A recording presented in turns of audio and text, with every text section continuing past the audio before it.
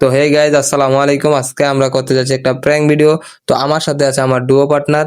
প্র্যাঙ্কটা হতে যাচ্ছে ফারুক এন্ড সাইদুলকে নিয়ে। তো লেটস গো।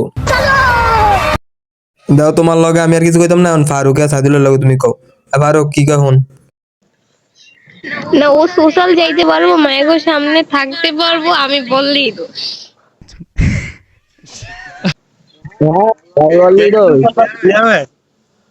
অবশ্যই। হালার কথা বারবার কি কমু খাই কি হইতে মাদার চোদে একটা গাছ গাছ ফসল জানছিতে তারপর তোর জোতাল যাইতে কইছি রে হাঙ্কি বাস আর রুমও হবো না, ওরে বলবেন আমার যাতে মেসেজ কল কিচ্ছু না দেয়। যায় যায় ওর মেয়েগুলোর সামনে কি সুন্দর করে মেয়েগুলোর কথা কয়, বাহ। আজ পর্যন্ত আমি কোনো ভালো লাগে কথা কইলাম না।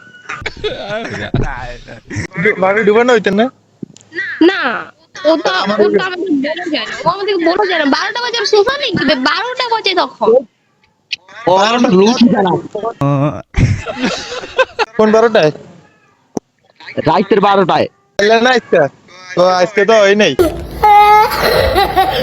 বুলেট হিপরে গেছে গা তারপরে মায়া কন্ট্রোল মধ্যে দূরে গেছে গা হালা ছেত্রা আলাগের আলা ভারে ভাবি দেখতে ইয়া ও সরি গো থাকতে আমার এনে গেছে মায়ের কন্ট্রোল লোক সামলাইতে আরে না, খালি বেশি জোর দেয়। এ সাইডুল না নিতে হাঙ্কির ভিতরে মায়া গো আওয়াজ হলেই দূরে সরি সরি সরি ফারুক, সরি তো কইছি দেখ। ভাই সরি কি নাকি, যে সরি গেলে সব সমাধান হয়ে যায়।